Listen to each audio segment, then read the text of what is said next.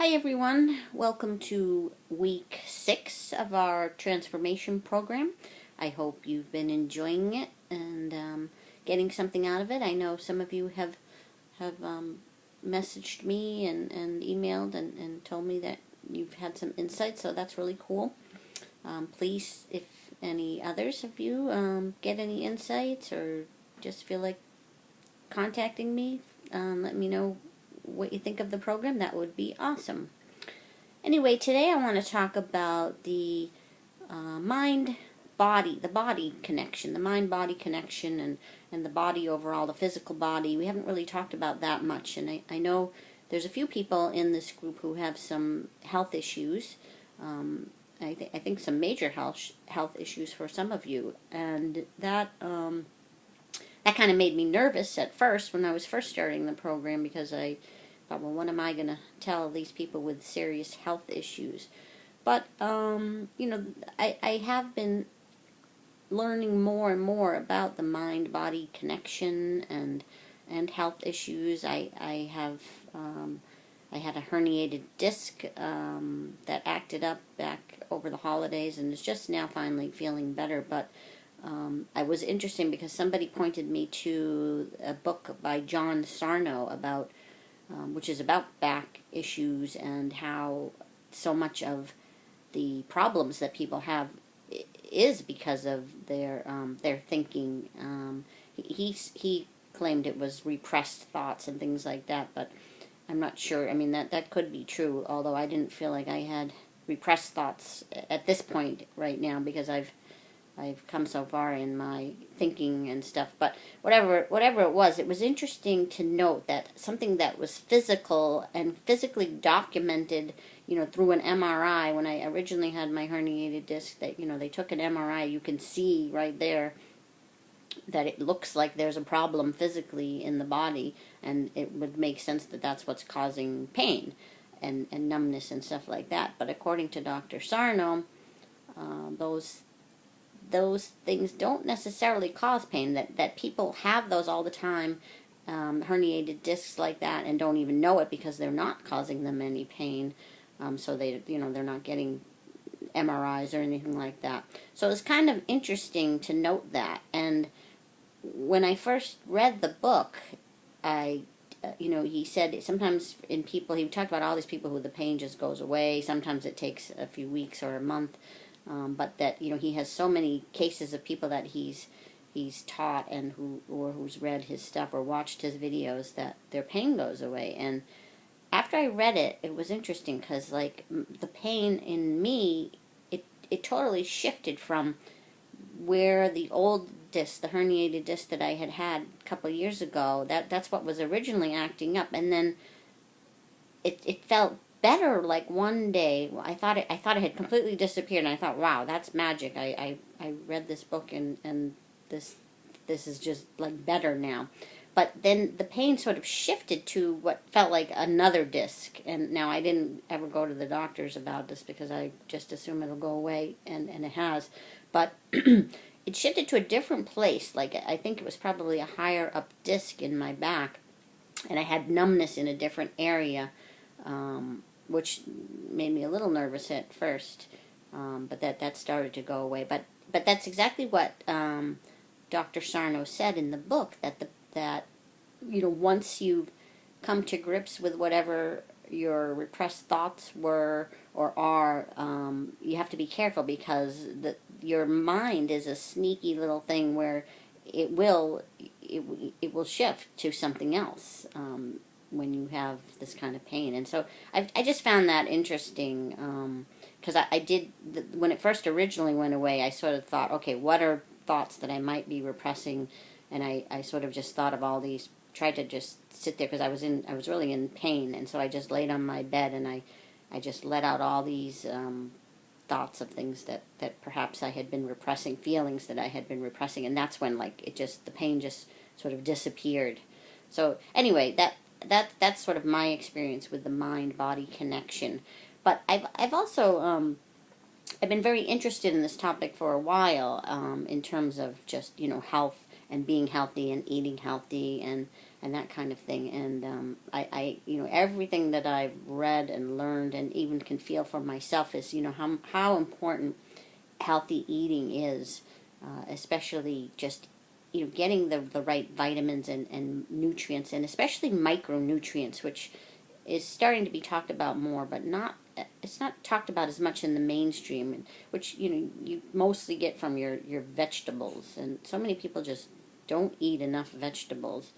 And there's so much good information online right now about how important that is to not getting sick, and and staying healthy just by eating better. Stop eating the processed foods and the bad oils and sugars, refined sugars and stuff. And I don't know.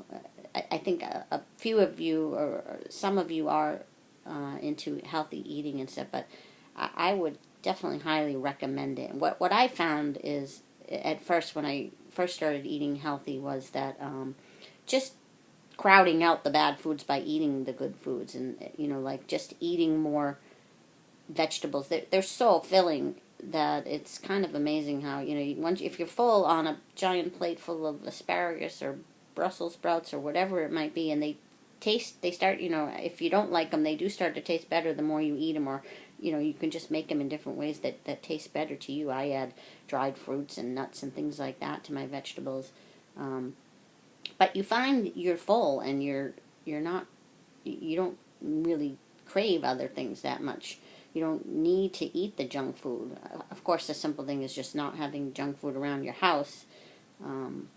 But I eat tons. I just eat and eat and eat. But it's all, for the most part, healthy. And a lot of times, I'll still eat stuff that's not the healthiest in the world when I go out. But I figure as long as my breakfast and lunch are full of good stuff, then it's no big deal if I eat a little bit unhealthy at dinner. And I'll even have a dessert every now and then.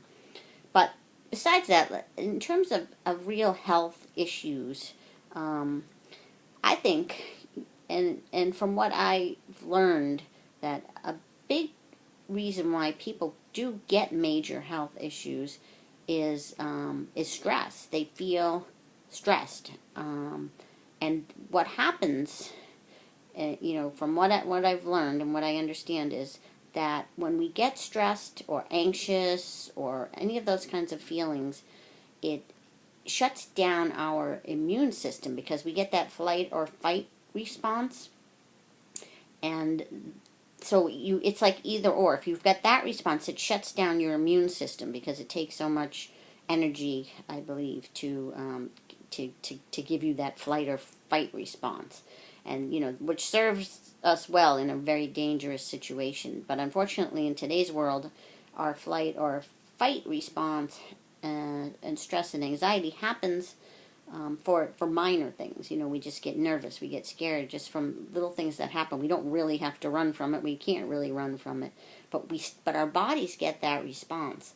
And when we're in that anxious state for long periods of time, which most people are, just from our day-to-day lives, our immune system is lowered, shut down, and that's why so many people end up getting sick. And even things like cancer or whatever, if your immune system is constantly low or shut off altogether, you're just ripe for these diseases and conditions to hit you, and to hit you bad, because all of us are being bombarded with germs, and apparently we all have cancer cells within us all the time, but our immune systems fight it off. And our bodies are meant to be healthy, and so we're always just, we get things in us, our body fights them off, we stay healthy. We're supposed to stay at a state of homeostasis, where we're just on the normal level. But things get us, our immune system goes down, and we get sick. So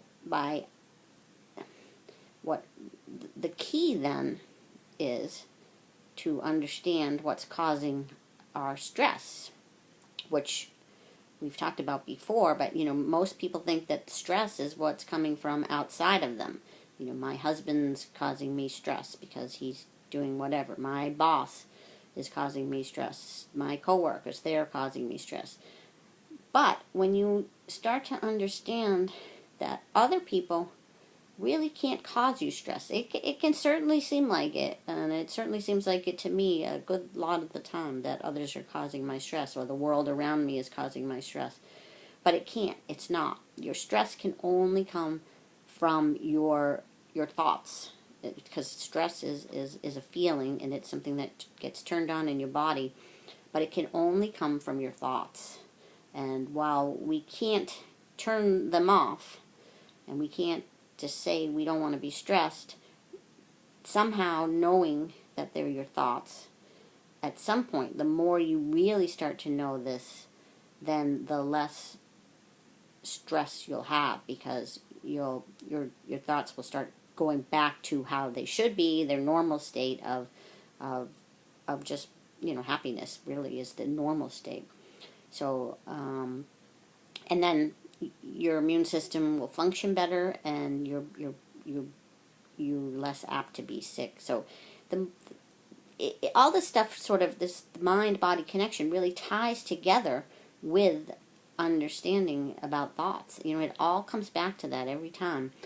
The more and more you can look at your life and say, "Oh, I get it. That was just thought." Look at a situation that happened to you this week that seemed stressful, and look at it with a clear head once you're out of it and not feeling stressed anymore, and see which, where did your thoughts come into play there? Were they right even? But it doesn't even matter if they're right or wrong. But just seeing that it was thought, and that's what caused you the stress, can help just lower your anxiety level overall. Things will still happen that will get your thoughts going, that will put you in a stress mode.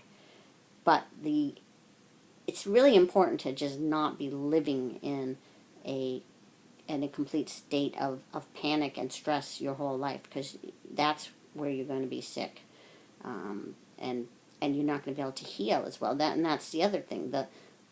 If you are already sick, our bodies are, it's still your body. If you're sick, your body's still trying to heal itself all the time. So the more you can let it do that, the healthier you'll start to get over time. And healthy eating will help. Exercise and moving around, all that stuff helps, because it just makes you feel better and less stressed. And then your immune system can do its job that it's supposed to do, which is to keep you healthy.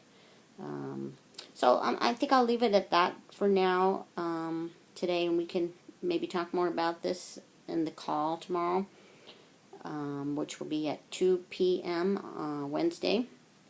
So I'll post this in the Facebook group, and I'll post links for the call.